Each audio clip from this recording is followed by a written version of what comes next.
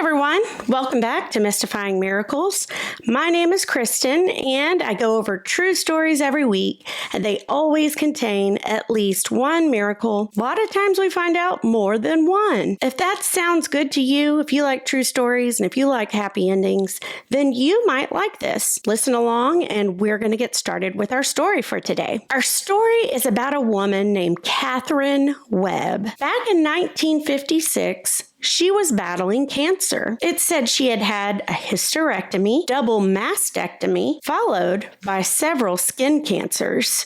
So, this poor woman, it looks like she had just had so many health problems, a lot of them involving cancers of various sorts. She had a beloved doctor who she trusted and went to for years. But in 1983, he passed away. So she was left kind of like, oh no. I know I've had that before in my past with the doctor, and they either stop practicing or they pass away. And then you're left like, oh my gosh, but I loved that doctor. So I can imagine how that must have felt, especially when dealing with something as serious as cancer. A year went by and Catherine started noticing new symptoms. And so she saw a doctor. They put her in the hospital to run just a gamut of tests to try to find out what was going on. She was staying in the hospital at that time while they did the tests. And one day, 3 of her doctors came to just have a chat with her and tell her, a few things. When they got to her bedside, she could already see their faces, and she knew that it wasn't going to be good. And they told her that, unfortunately, Catherine now had cancer in her liver and her colon. And what they recommended was to have surgery. And then, of course, after surgery, she would have to do rounds of chemotherapy and radiation. Well, remember, Catherine had already been dealing with these kinds of things for years. So this was nothing new, except for the new part was that, oh gosh, now it's in my colon and my liver. That was the new part.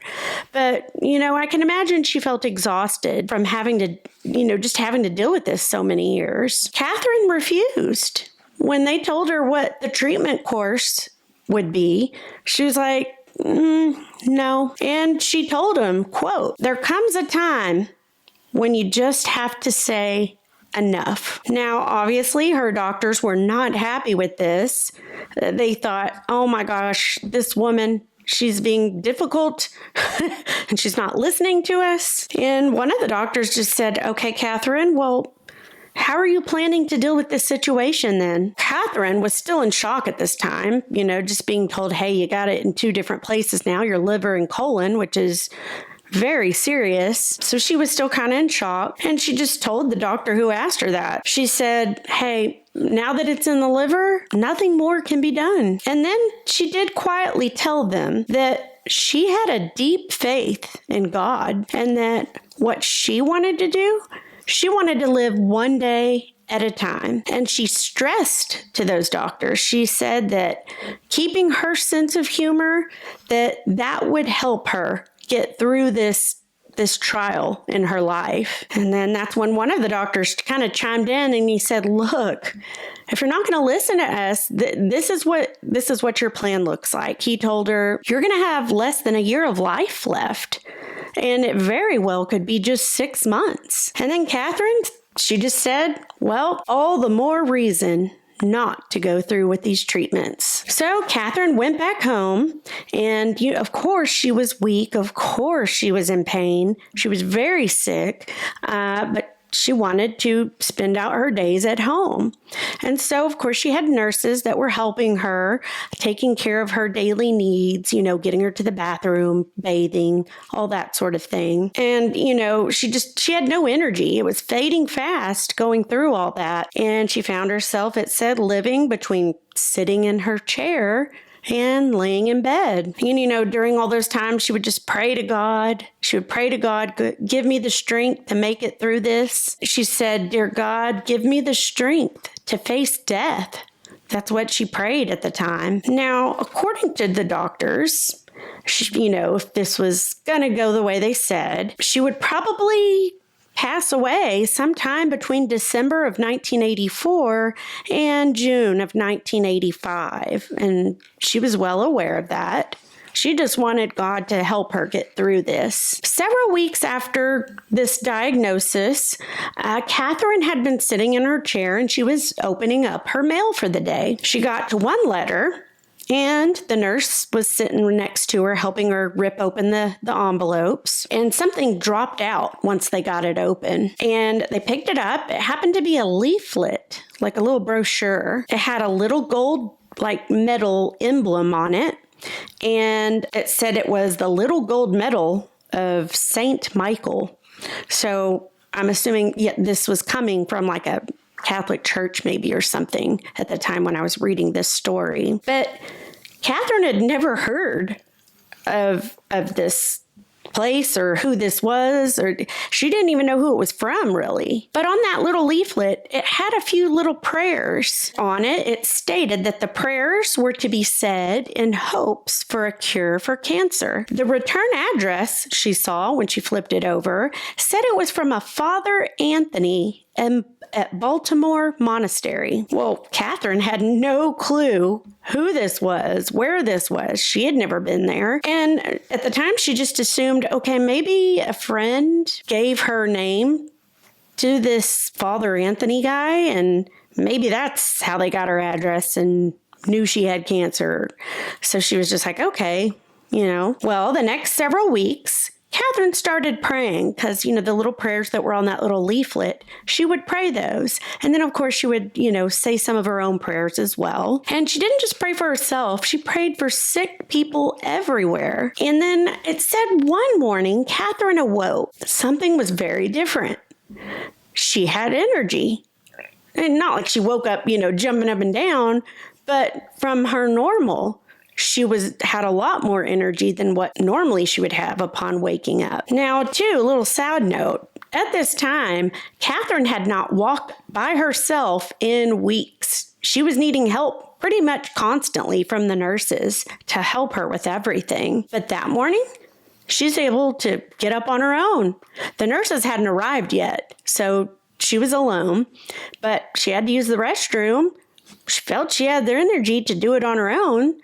So she did. Once the nurses got there, they saw Catherine. She was back in bed at that time. So they, their normal routine was to get there in the morning, help get Catherine out of bed, get her to the bathroom, all that stuff. So once they arrived, they're ready to go to work and do that. But Catherine waved them off. She said, no, I'm okay. And then she told him, she's like, yeah, I already went to the restroom. And one nurse kind of started laughing and she said, oh, Catherine, stop teasing, because they knew Catherine had a sense of humor. Like, you stop that now. Let's get up and go to the bathroom. And Catherine was like, no, I did. I already went.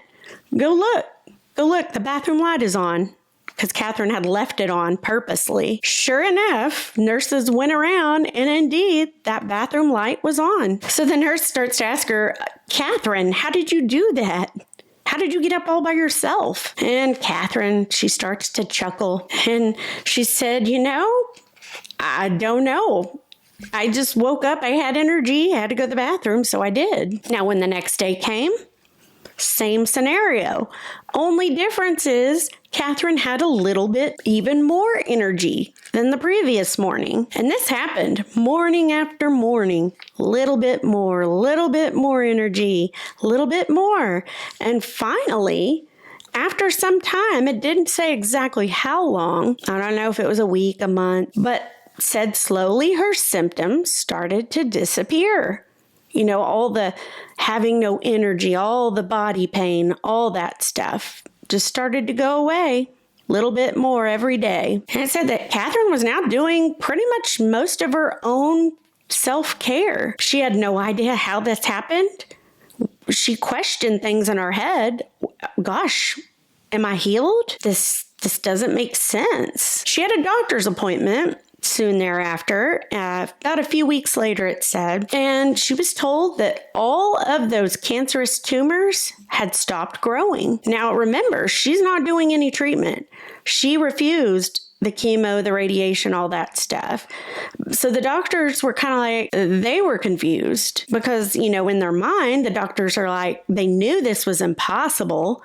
So they're like, they couldn't put their finger on it. What was going on? And since they didn't know, they really didn't know how to respond to Catherine at the time or how to say, what was going on, because it wasn't making sense as they ran it through their head. Soon after that appointment, it said Catherine, she didn't even need those hospice nurses any longer. She didn't have them come anymore. She was doing it all herself and feeling just fine. Fast forward 9 years later after that, Catherine, she was living an active life. Medical scans, they show cancer in her liver and colon, so it's still showing up on, that scan. But she doesn't take any treatments or any medicine, yet it's still showing, the cancer on the scan. Very, very strange. And then it said in the story that every year, Catherine gets about 4, maybe 5 bad spells where she just doesn't feel good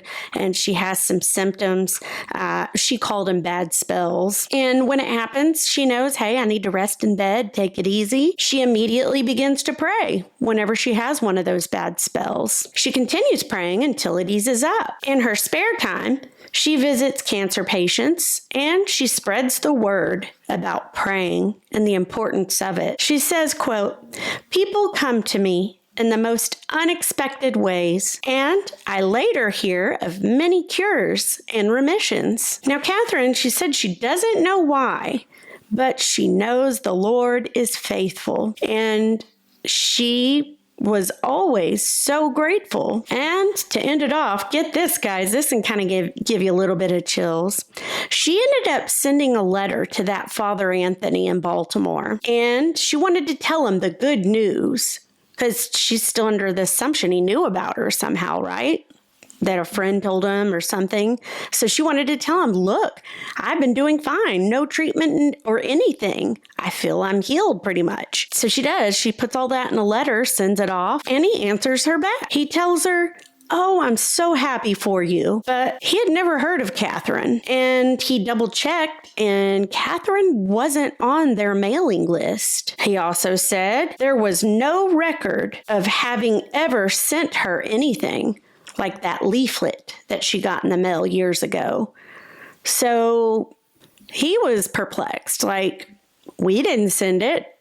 I don't know who you are, but I'm happy for you. So, man, God works in mysterious ways, guys. That, whoo-wee. I mean, how unexplainable and eerie. Well, eerie's not the right word. Just mysterious, right? That it's still showing on the scans, yet she's been healed. She hasn't gotten worse. She should have been dead by then, according to doctors. Weird, but a good weird. Very cool. And now that I think about it, I still go for my MRIs every year from, when I had multiple sclerosis. And when I went for my last one, it was December 8th of last year. I had no new growth. It still showed the old spots from when I had been diagnosed with MS, but they hadn't gotten worse. And of course, there were no new ones, but I'm completely healed, even though that still shows on the scan. So I guess it's kind of similar. Different sicknesses, of course, but similar. I just now thought of that as I was talking. But very cool, guys. I hope you like this story. I just enjoy reading them, learning about them, and I love sharing them with people. If you liked it, remember to like and subscribe, and I will see you guys for the next one.